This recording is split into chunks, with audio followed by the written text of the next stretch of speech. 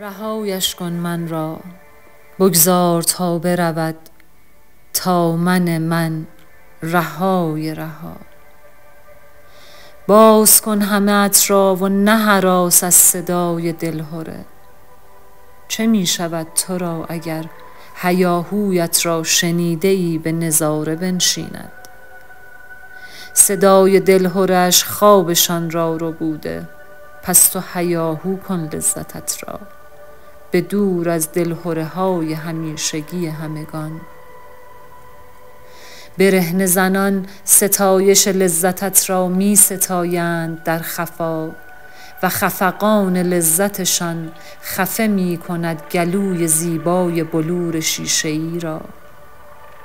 آه که درد خفقانشان خفه کرد و خفه می کند گلوی آهنینم را.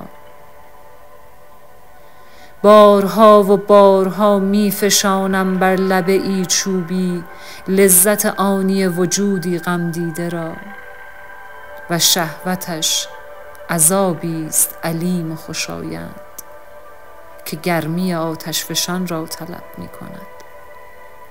گدازه هایش ذوب می کند ایمان هر مسلمانی را.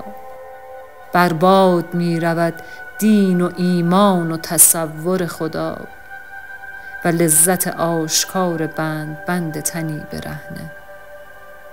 آی و اویی که پر می کند صدای لحظت را و لذتی که تمام می شود به ثانیه، ولی باز ثانیه ها زیبا می کند زندگیت را.